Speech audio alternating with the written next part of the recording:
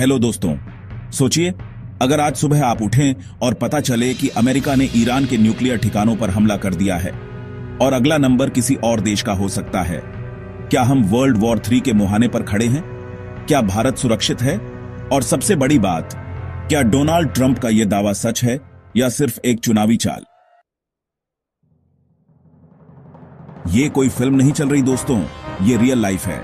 और आज की दुनिया में एक ट्वीट, एक प्रेस कॉन्फ्रेंस या एक मिसाइल सब कुछ बदल सकता है। ट्रंप ने दावा किया है कि अमेरिका ने ईरान के फोर्डो, नतांज और इस्फहान में न्यूक्लियर फैसिलिटीज पर बहुत सफल स्ट्राइक की है। लेकिन क्या वाकई ऐसा हुआ है? क्या वाकई अमेरिका ने इतने बड़े कदम बिना किसी वॉर डिक्लेरेशन के ले लिए? वीडियो को अंत तक जरूर देखना, क्योंकि हम आपको वो जानकारी देंगे जो मेनस्ट्रीम मीडिया भी बहुत सतही तरीके से दिखा रहा है। और हां, अगर ऐसी गहराई वाली जानकारी पसंद आती है तो चैनल को सब्सक्राइब जरूर कर लेना, ताकि अगली बार जब दुनिया हिले तुम सबसे पहले जानो।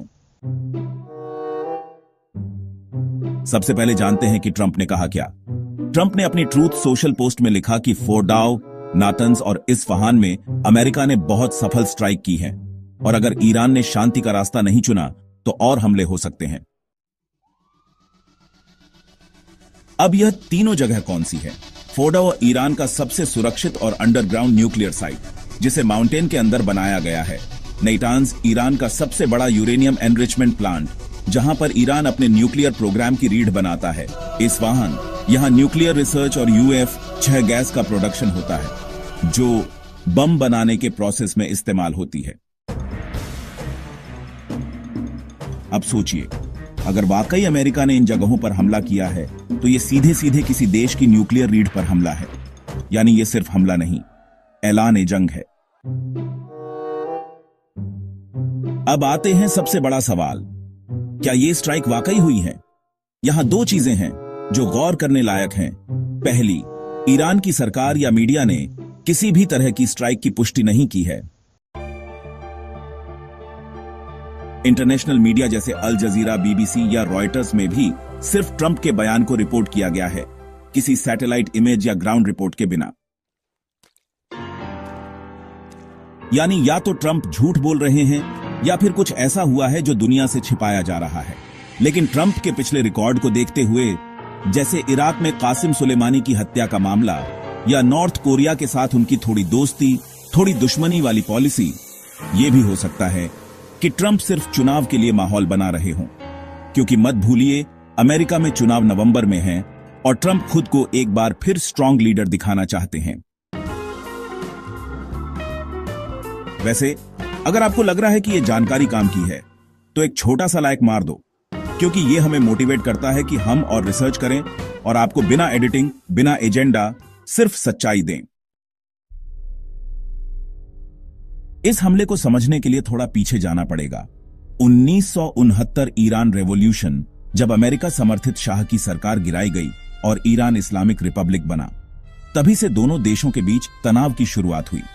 फिर 1980 के दशक में ईरान इराक वॉर, अमेरिका ने इराक का समर्थन किया ईरान को घेरने के लिए। 2000 के दशक में ईरान का न्यूक्लियर प्रोग्राम सामने आया। अमेरिका को डर था कि ईरान बम बना सकता है। 2015 का न्यूक्लियर डील, यानी JCPOA ओबामा के कार्यकाल में अमेरिका और बाकी देशों ने ईरान के साथ डील साइन की कि वो अपने न्यूक्लियर प्रोग्राम को सीमित रखेगा। फिर 2018 में ट्रंप ने उस डील को तोड़ दिया और सैंक्शंस वापस लगा दी। इसके बाद ईरान ने फिर से यूरेनियम एनरिचमेंट शुरू कर दी। यानी ये तनाव आज का नहीं है, ये दशकों पुरानी कहानी है। और हर बार जब अमेरिका में चुनाव आता है, ईरान का नाम गूंजने लगता है। अब बात करते हैं भारत की। तेल की कीमतें, भारत 80% से ज्यादा तेल इंपोर्ट करता है। अगर मिडिल ईस्ट में युद्ध छिड़ता है तो क्रूड ऑयल की कीमतें आसमान छू जाएंगी। यानी भारत में पेट्रोल, डीजल, ट्रांसपोर्ट और महंगाई तीनों बढ़ेंगे। भारत के दोस्त, भारत अमेरिका और ईरान दोनों के साथ रिश्ते रखता है। ईरान हमें चाबहार पोर्ट में मदद करता है, जो अफगानिस्तान और सेंट्रल एशिया तक सीधा रास्ता देता है। वहीं अमेरिका हमें डिफेंस और टेक्नोलॉजी में सपोर्ट करता है। देखिए, ईरान और गल्फ देशों में लाखों भारतीय काम करते हैं। किसी भी युद्ध की स्थिति में उनका रेस्क्यू करना पड़ेगा, जैसे यूक्रेन वॉर में भारत ने ऑपरेशन गंगा चलाया था। इस पॉइंट पर मैं फिर कहूंगा, अगर तुम ऐसे ही गहराई वाले वीडियो हर हफ्ते देखना चाहते हो तो चैनल को सब्सक्राइब कर लो, क्योंकि जब दुनिया में बम गिरेंगे हम तुम्हें बताएंगे कि असल में क्यों गिर रहे हैं। बहुत से लोग सोशल मीडिया पर पूछ रहे हैं, क्या यह वर्ल्ड वॉर 3 की शुरुआत है? इसका जवाब है शायद नहीं, लेकिन खतरा जरूर है। ईरान के पास रूस और चीन का परोक्ष समर्थन है। अमेरिका के साथ इजराइल और नाटो देश हैं। अगर ईरान पलटवार करता है तो इजराइल की मिसाइलें एक्टिव हो सकती हैं। हिजबुल्लाह, यमन के हुथी और सीरिया जैसे देशों में लड़ाई तेज हो सकती है और भारत समेत एशिया में इंस्टेबिलिटी आ सकती है। यानी एक चिंगारी पूरे मिडल ईस्ट को आग में बदल सकती है, और ऐसी आग जब लगती है तो उसकी लपटें दुनिया तक पहुंचती हैं। तो दोस्तों, ट्रंप का बयान चाहे सच हो या एक सियासी चाल, लेकिन इससे पूरी दुनिया हिल चुकी है। अमेरिका ईरान की दुश्मनी अब सिर्फ जुबानी जंग नहीं रही, और भारत जैसे देश को बहुत सोच समझकर आगे बढ़ना होगा। अगर ये वीडियो आपको जानकारीपूर्ण लगा तो कमेंट करके जरूर बताओ कि क्या तुम्हें लगता है वर्ल्ड वॉर 3 का खतरा सच में है, और शेयर जरूर करना ताकि ज्यादा से ज्यादा लोग अफवाहों में न बहें और सच्चाई समझें। और हां, चैनल सब्सक्राइब करना मत भूलना ताकि अगली बार जब कुछ बड़ा हो तुम सबसे पहले जानो। जय हिंद।